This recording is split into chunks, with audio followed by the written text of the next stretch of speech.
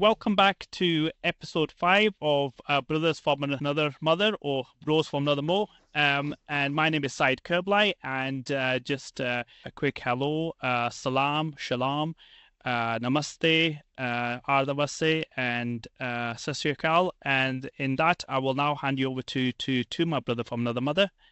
I'm Dharamveer Singh. Bonjour, buongiorno, hola. Brilliant, thank you. So, I think since we last met in episode 4, it was your birthday. So at that time, because you were talking about the next day, I don't think I actually wished you a happy birthday. So happy birthday, and hope you had a good time. Yeah, no, thank you. I did. Thanks very much. Yeah. Getting old. Really. Getting cold.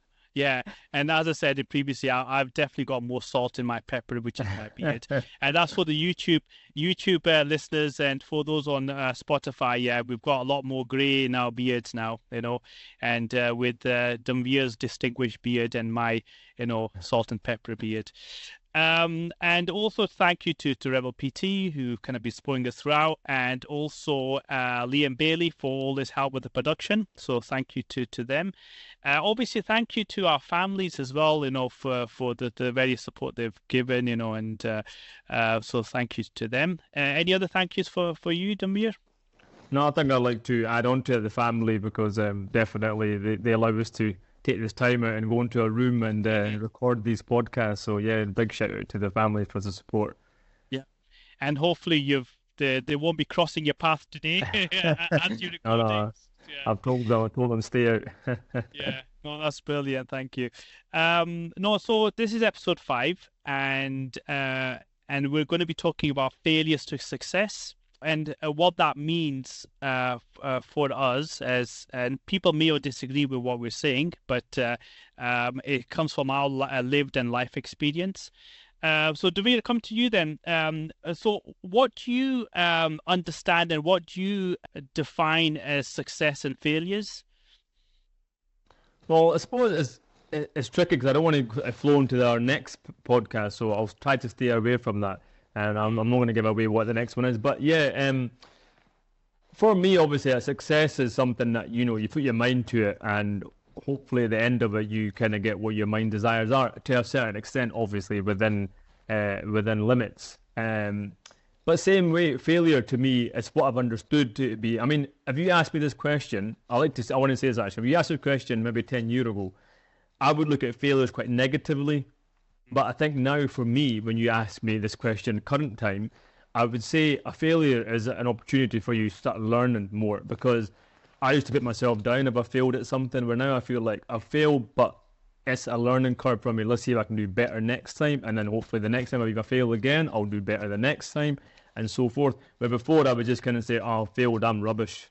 So I see it more as a failure, it's a learning curve, and success is something that I put my mind to and I've managed to achieve it. That's what I see it as. No, there's a couple of good points then. I'll pick up a couple of them, and I'll see if I think we would potentially end up saying the same thing. But I'll put my pitch to you then. Okay, so I consider failures as when you've done something risky or not. You've tried to succeed, and then you've not been able to accomplish that. Okay, and then even after learning, you've then quit. For me, failure is quitting, right? Okay, and I feel, like we've discussed this before, and in our private conversation. That's why I think, just for the listeners out there, that's why for us recording this unscripted, it's both unique as well as it's a relationship that we've built. So for me, mini fails is when you try something, didn't work, you then learn from it, but most before that, some people don't even try, so they're too scared to fail, so they don't even try. Okay, so the way I like to think of it, you at least try, and you may fail, but then you learn from that, and then you improve from that, and then you repeat. So you're allowed to have mini failures as long as we're constantly learning. We're at least trying. We're constantly learning. We're constantly improving. We constantly repeat, and that's what leads to success. Some people just quit at the first hurdle, And for me, that's what failure is. We're going to be speaking about this in episode 6, which is, and I know you don't want to mention it, but I'll mention it. It's imposter syndrome. Okay. But I don't want to cover that too much in this particular episode. But what do you think about my kind of take on it then? Yeah, like I said, there is a slight crossover, and I didn't want to give it away, but make sure you tune in for that one, because that's going to be a really interesting imposter syndrome one.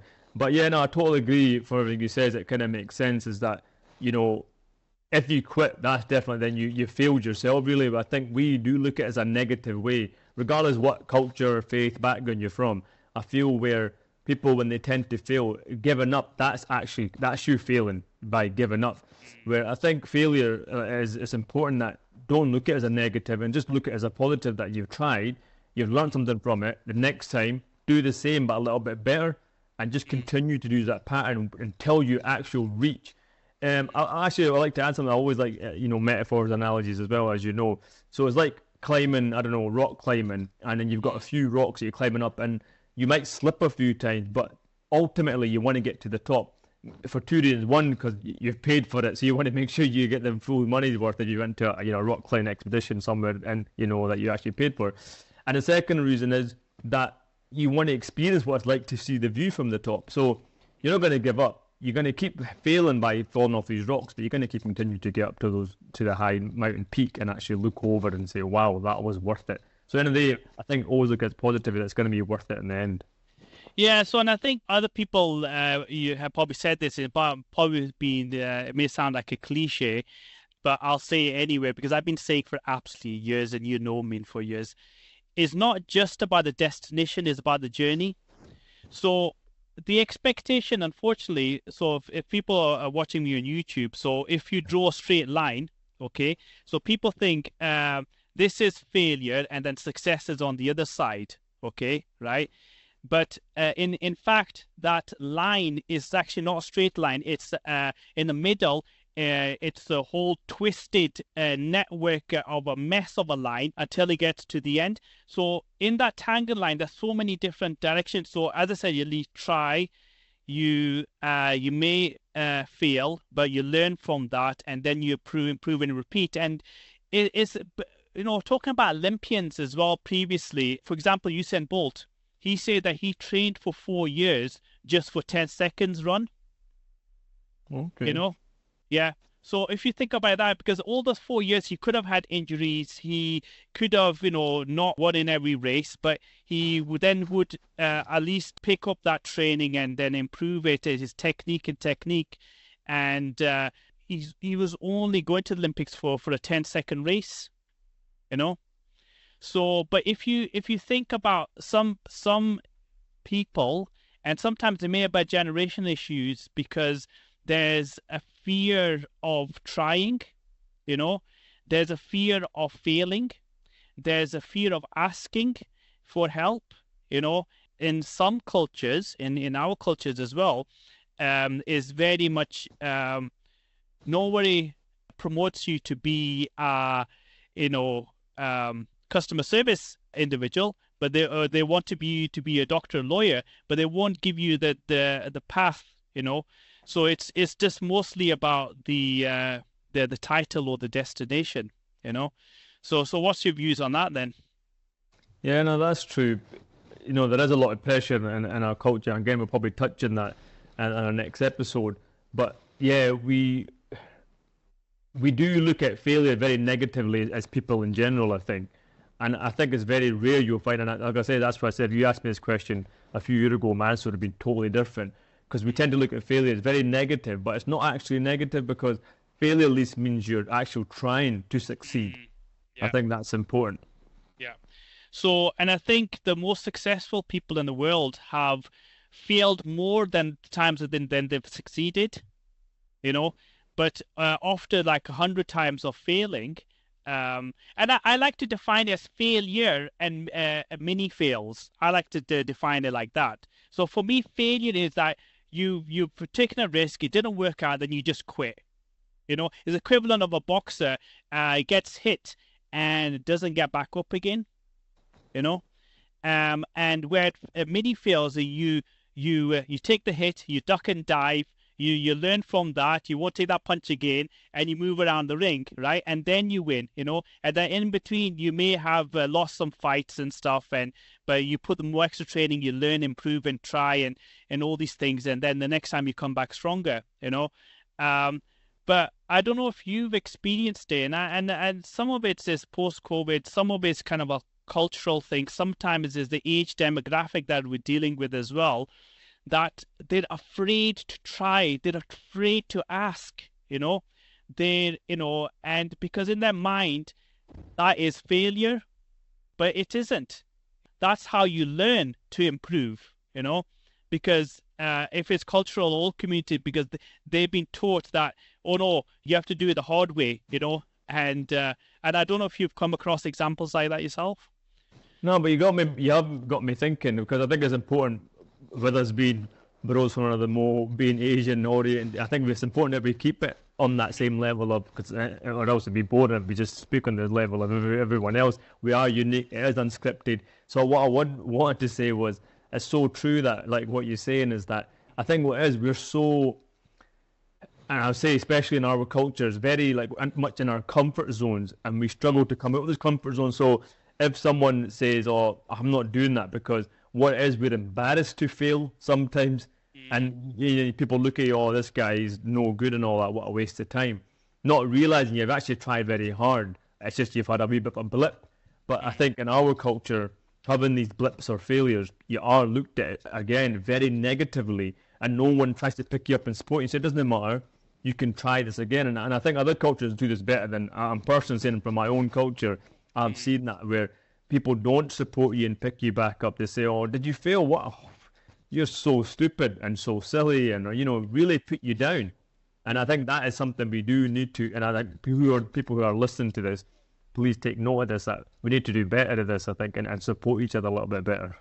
Yeah, and I agree, because that's why buddy support, mentoring support, peer support is so important, because what you're trying to do is you normalizing the and reversing those incorrect behaviors to saying it's actually okay to ask, right? It's okay to fail big, right? And you'll hear this from many motivational speakers, and you'll hear them say things like, if you want to succeed big, you have to fail big, right? Because that's where you get the biggest lessons as well. I've, experienced many people who, even with a kind of a peer group, buddy support group, will not come forward, but they will contact me separately because they feel like they don't want to be judged. But the whole point of these groups is not to be judged, right? And there's like-minded people together who believe in supporting each other. Like the old adage, I think it's the old African proverb about it takes a village to raise a child. This is why community and culture is so important, that we've got to support each other. It's not about elbows out, and unfortunately, in some people's idea of success is, I'm going to be in front of you in the line, In Punjabi, they would say, "Main aage lag janga," "Tu tusi piche reh jaoge," I'll be going in front of you, you're going to be behind me, and that kind of mentality isn't helpful, because it just builds up a lot of, trauma for later life, feeling that you can't trust people, they're all going to stab me in the back, but there is a lot of that in our culture, in many cultures as well, where the idea of success is stabbing everybody in the back to succeed and to get to the top. Okay, right? But I think I've spoken to you about this before in our various conversations over the years, right? So the way I think of it is this, is if you stab everybody in the back to get to the top, right? And those people will unfortunately fail at some point in their life, right? And when they fall off that pedestal, right, there'll be nobody to catch them, because they've stabbed everybody in the back, and they know where the bodies are buried, right? Okay. The way I like to think of it is, if you support each other, you learn to fail, and you improve to fail, and you learn, and you have this supportive network, who's rooting for you. And when you fall, be it mental health, personal issues, family losses, the difficult circumstances, when you fall from above, there'll be a network to catch you and push you back up on their shoulders, back to where you need to go. What's your thoughts on that? Yeah, I think what you've just talked about really brings me into think that is in my mind is about ego. So I think this works both ways as well for the person who's asking for help and the person who's tried to succeed without your help. So there's like a double-edged sword here because so you get people like myself who don't want to ask for help because they feel like they're too egotistic to ask because they don't want to look like they can't manage something or handle something without asking for help.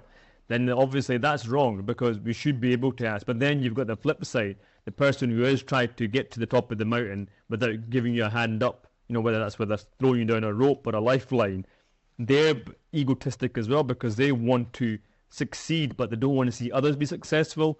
I think that's something that is in our culture really badly where, no one wants to help each other. Even though if you look back probably in their history, there was probably a beautiful and a massive network of people who wanted to see people actually be on the same wavelength. But now it's like, no, I'm not bringing you with me. I'm going to succeed and I'm just going to watch you keep on failing and not throw you that lifeline or that rope down.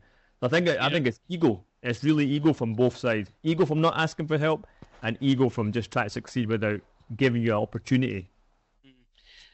Well, I'm going to dive into a little bit about that.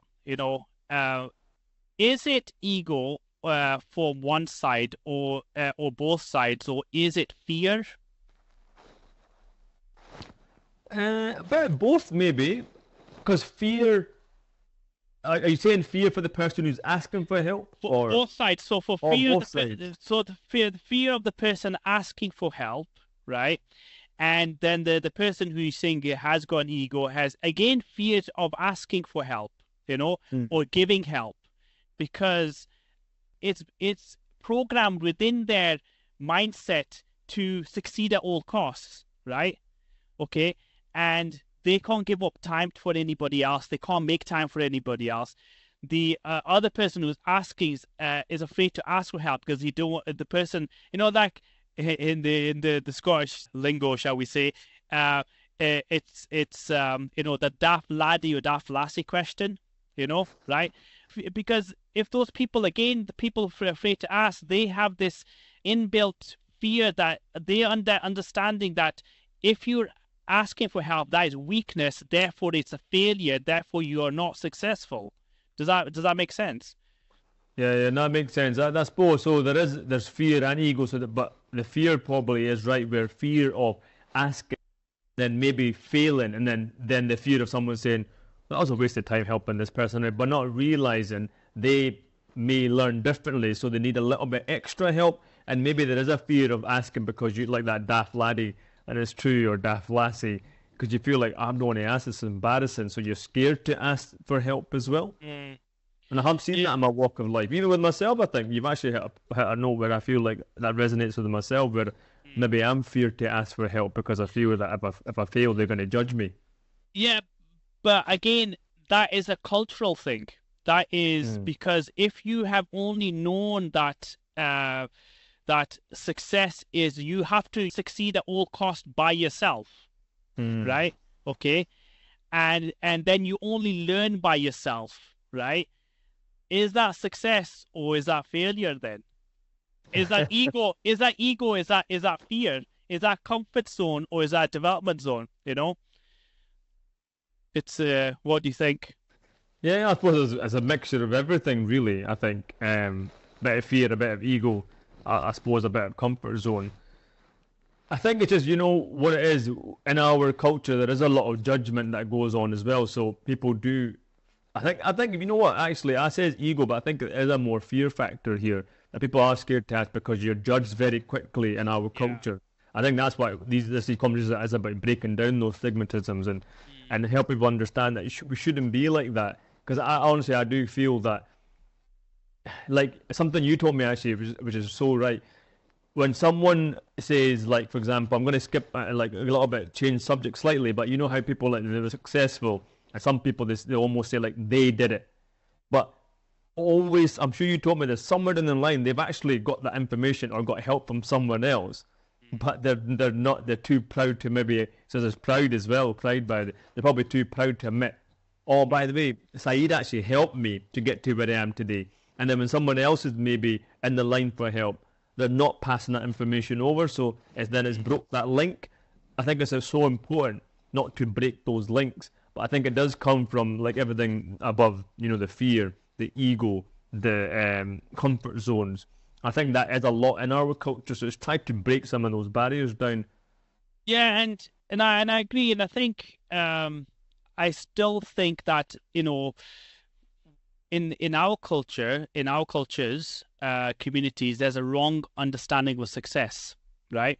Okay, okay, let's put culture and community to one side, okay. Right? I'm gonna like the other episodes 1 to 4, including interfaith and faith and religion. If you take all those things together, we should be better people, because in leadership, the leadership principles I follow is you give credit where credit's due, or sometimes overdue, and you don't steal credit. Okay, right? There will be mistakes. There's no blame culture. Okay, you learn to mitigate regarding reducing those risks of those big mistakes or failures happening again.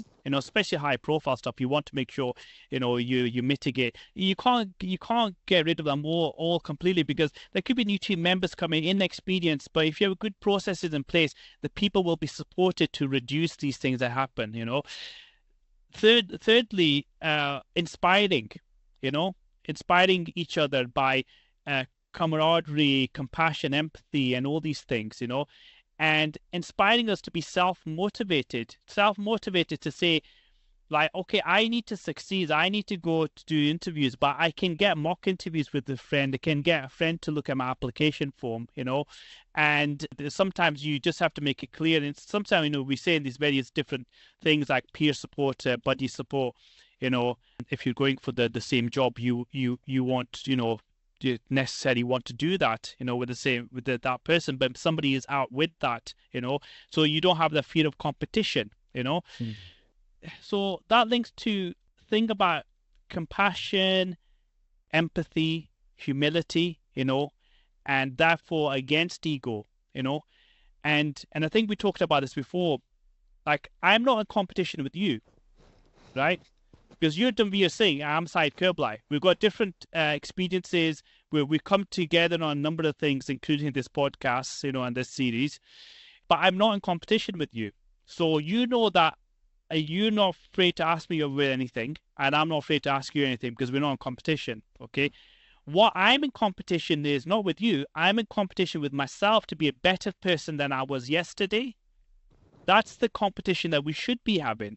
We should then, if it's physical activity, we make sure we're healthier than we were yesterday. So, putting more effort into our health and fitness and things like that. Having, faith in ourselves, having faith in other communities, interfaith, having a religion, if you believe, if you're agnostic or not, and atheist or not, or, if you do believe in a religion, is betting at being a better human being. And I quote Simon Sinek quite a lot, and he talks about the some people call it the soft skills, and he refers to the human skills of empathy, compassion, humility, and all these things, which are really important by effective leadership. So I've covered quite a lot there, and then I was in agreement with what you were saying, so I was kind of expanding on some of that. So what do you think about some of the things I've just mentioned there? Yeah, it's all definitely in tune with what we're talking about, because people might think we're going off on tangent here, but we're not, because I think the biggest thing is that working together obviously is so important. Having a faith is so important, and even within faith, because I've even seen this. I like what you're saying about the whole competition thing, because even in religion I've seen that quite a lot, where people think, oh, I know more than you about Sikhi, or I know more than you about Islam. I know more than you about God, for example. But we forget what we've got in common. We all love, and I think that's a massive connection we all should be looking at, because ultimately it's about the game of love. With any faith. But we're even in competition with that. And then if someone's struggling, for example, like I know in my faith, like I'm not the best of reading my prayers. I try my best. I've learned a lot, Guru's Kripa, God's grace, but I do still struggle compared to some people. And sometimes I do look at myself like, am I failing here? But then, and I say this without any ego, and those who know me, including yourself, will know I'm not saying this with ego. But I truly love God. I truly love my faith. I truly love humanity. I truly love those who walk on the path towards Vaheguru, towards God, towards Allah. It's so beautiful to me. So, is that not enough sometimes for people? But I think we do live in this culture of, oh, he's failing in his faith because he can't read this, or he's failing in his faith because he can't tie the star or turban like this, or he's failing in his faith because he doesn't go to the Gurdwara, too often. And I've seen that so much, where they never say, he's doing all right actually, he tries to come once a week, he's doing okay. Or you know what, he's doing all right because he does read his prayers, but maybe not do maybe more than this guy, but that doesn't matter, he's still trying. I think we forget to give that, like say, credit where credit is due. And I think that's one thing that maybe ends up making us quit. Because I've seen that as well in my faith. I've seen lived experience in that, where someone has came into the path, doing really well, made a couple of mistakes, and it's almost like he's failed, bang, kick him off the fence, And it's terrible. I've seen that as well in my faith and my communities and culture and and religion. But then for me, those people don't understand faith and they don't understand religion, right? Because if you going back to what we've discussed 100 times, Dhanveer, okay, most of the religions were based on good principles, be it charity, empathy, compassion, and humility, okay? And what happens is they get corrupted along the way by committees and being mosques, gurdwara, churches, synagogues, anywhere, temples, and because those people have an agenda, and to quote a Marvel movie, and I'll do in this case, which was Civil War, and I think Captain America is saying, the safest hands are still our own, okay, because power corrupts. People have agendas, and those agendas change, okay, right?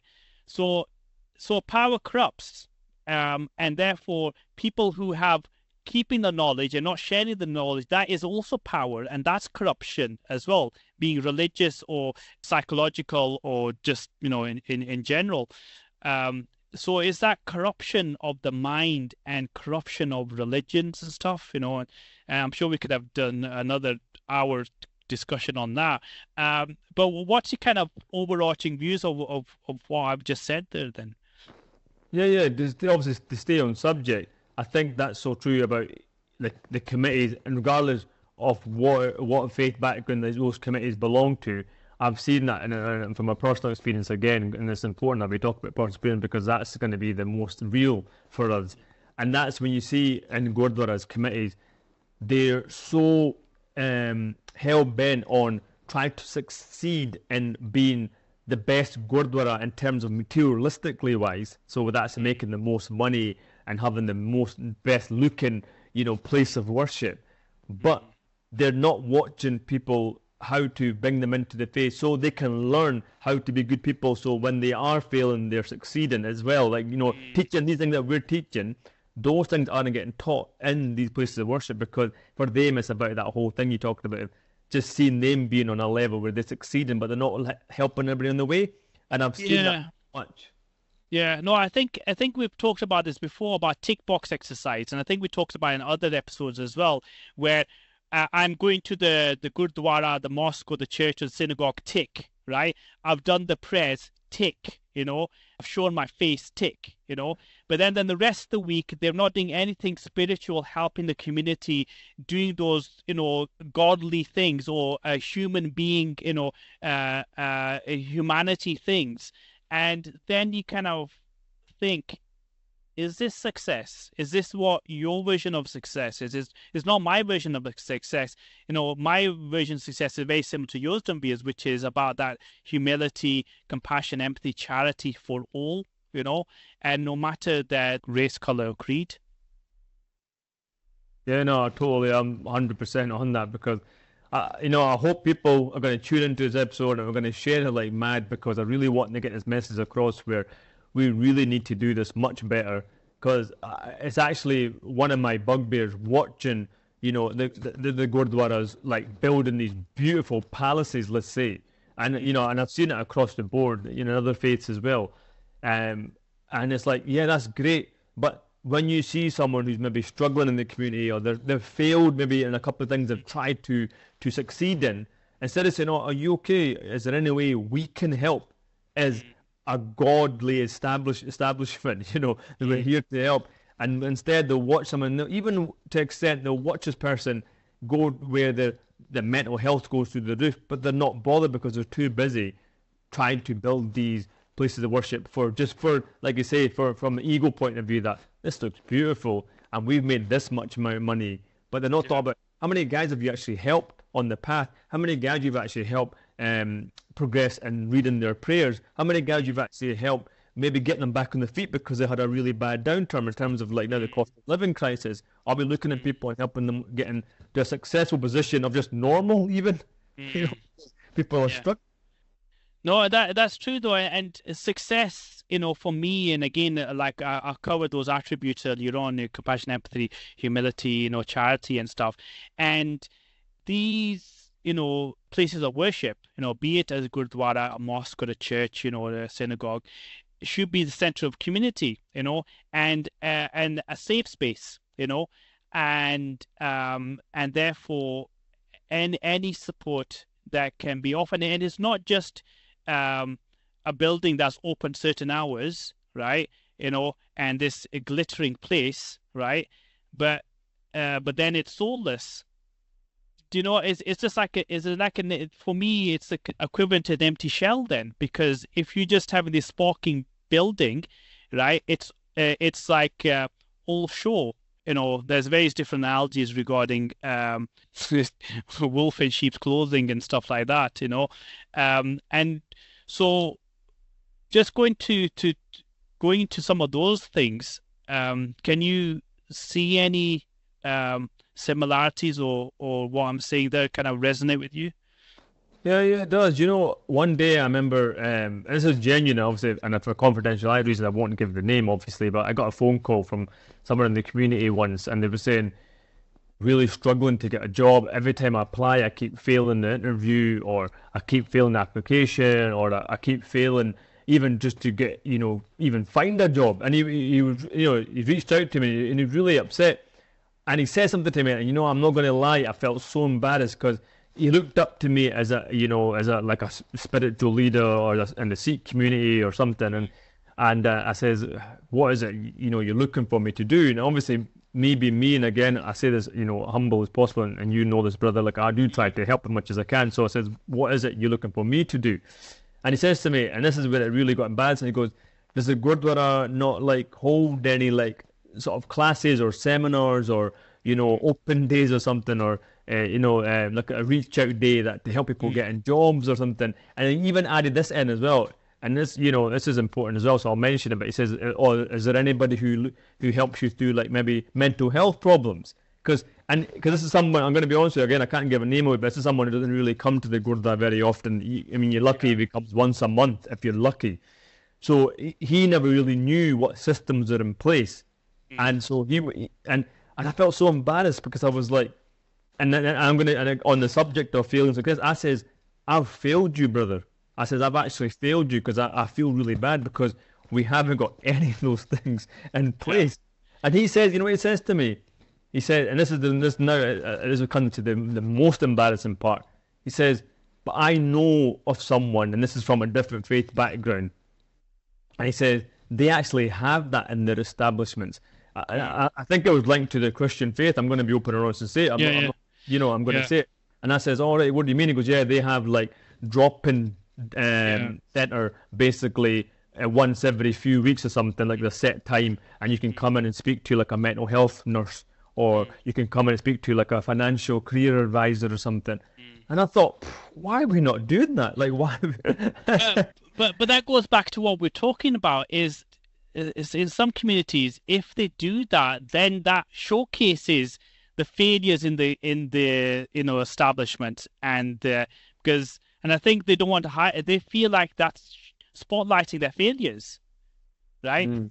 Instead of saying, okay, there's this gap that we need to fill, it's been highlighted, they're going to brush it under the carpet because they're only concentrating on getting people in the door, for the service, and contributions. For those people on Spotify, Dumby is rubbing his fingers together like money, but it's opportunities.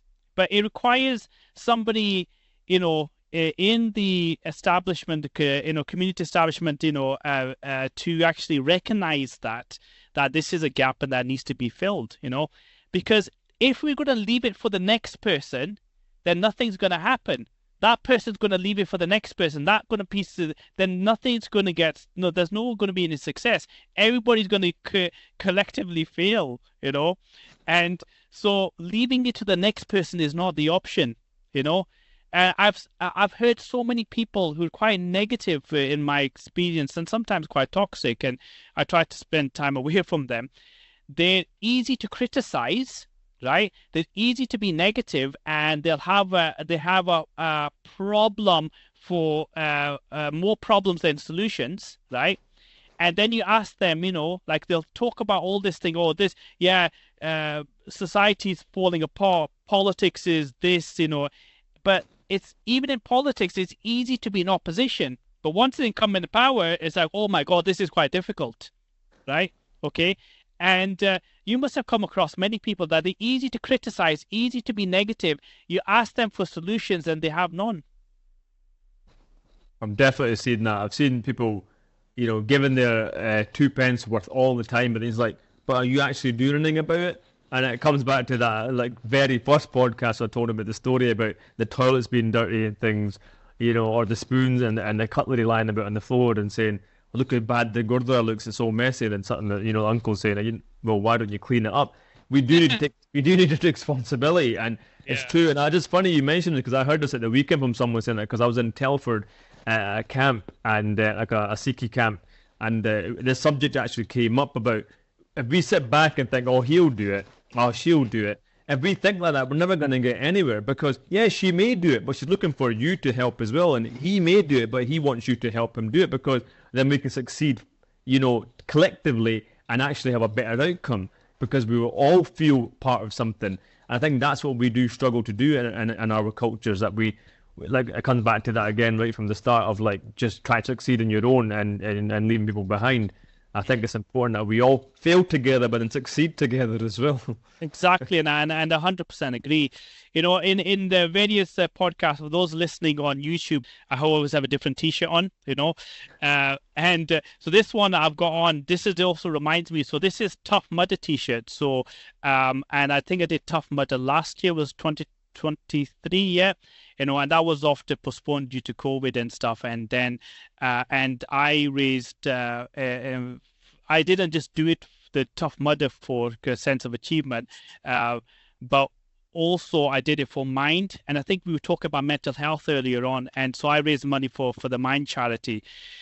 And I think, it's important that we talk about just in about that here is, that's why a lot of men, especially men, but there's obviously all people, children, and boys, girls, and women as well, not talk about the mental health in the communities, because they feel that one, that in Punjabi they go pagal ho gaya or pagal ho gayi hai, that she's gone crazy or he's gone crazy, because there's that stigma. Okay, also it's seen as failure. You're not strong enough. Pick yourself up. Pull up your socks. All these kind of rubbish. Put your chin up. And so it's, for me, that is not failure. That is actually being open and honest, and that we've got a societal issue here. In various cultures, and then in talking our culture, we've got a big issue, because we've not just got the societal and cultural, we've also got the religion aspect, and all these different family dynamics and stuff, and people not being honest about their mental health. What's your take on it? Yeah, it's funny, I went on a daydream that those who are on YouTube will see that, but for those on Spotify. The reason I went on a daydream because I'm looking forward so much to the 6th episode of Imposter Syndrome because I've got a lot to talk about. So I'm trying not to think about too much about that. So sorry about that, but. Definitely tune in. I'm excited. Hopefully you will be excited. And, please, I'm going to say one last thing before I continue is that look at our last podcast because these all have a connection. And that was the whole point. And again, to my brother over here, he organises quite well where they do have a connection. So there'll be a lot of crossover. So please bear with us if you think, oh, they've talked about it already. It's important. These all connect. They connect through faith, they connect through culture, they connect through everything we're talking about. So please make sure you go back, listen to the other ones, and make sure you come back for the other one as well, Imposter Syndrome. So there is that. And I've seen that a lot in our culture where we do, like especially, I'm going to touch on and bring that into it, the women thing. They're obviously, in our culture, I've kind of been brought up, especially I even say in Sikh culture, like, you've got to be strong. You cannot fail your household, and they don't want to see you fail that household because then they look at you really bad, and then they say, oh, you've been basically and obviously it's bad. They'll look at you like you've been a waste of life basically. And I've seen some of these strong language, and I really want to get that point across that we need to stop saying these kind of things because it's belittling that person. And then they're going to constantly fail, and they're going to always be in their heads a failed person. And I think that's really bad. And this is why Guru Nanak in our scriptures actually says that, Soku amanda ake jitte jamme rajan, which basically means, why call her bad? From her kings were born. And it's so true. And Guru says that in our scriptures. Yeah, no, I totally agree, and and in Islam we have similar aspirations, and the lineage from Bibi Fatima Zahra, which is the Prophet, peace be upon him's daughter. We can talk about that in future podcasts, but no, I do agree with what you're saying, and again, I think it's the fear in everything, the fear in failing, the fear in expectations, not managing to be able to achieve those expectations.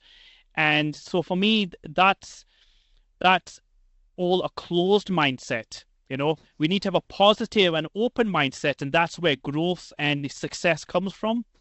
For example, another reason why I always this is unscripted. I have little kind of reminders of my T-shirts and my cap. So my touch rugby cap. So I remember touch rugby coach was amazing, and unfortunately he died age 47 of bone cancer, and left 2 kids and stuff. But he was the first one to give me a national opportunity to manage a team, and I'm also grateful for if Peter Fastened Ahead is listening, for all the opportunity he's given me, and other people in touch rugby as well. But the best coaching advice was got regarding, I think I told you that we were losing a game at halftime 7-0, right? Okay. The coach, when we came off, right, he all asked everybody not to speak, right, just to take sips of water, because everybody's blood's boiling. We can finger point to anybody, right, but that's not team working. Anyway. So he told everybody to take a sip. Nobody talked for 10 seconds. So he just talked. What he did, he was talking about the positives. I'm not going to talk about negatives. He talked about positives and what were the challenges, and then what we did really well. So and I don't swear, but let's call it a crap sandwich, right? But we still had to swallow that, right? And basically he said that in defense, when we make a mistake, make sure the next one's bigger and better, So we come back from that. So if you make a mistake, the team, if we lose, we don't lose as an individual, we lose as a team. Okay, if your teamwork doesn't slide in defense to cover you, that is a team failing rather than an individual failing. Okay, right? So next time, if somebody gets through, you make sure the next one's better. And we end up, I think, drawing that game 9-0. We came back and scored 9 in the second half. They only scored 2 in the second half. So but yeah, it's for me, failure to success is not quitting, not putting your head down, collective community, team working to still achieve that success. It's coming to the end of our time. Looking forward to our episode 6. But for this podcast, I'm Syed Kerblai, and this is Bros from Another More. And so shukriya, and shukran. Thank you, Mangatak, and over to you, Dambir.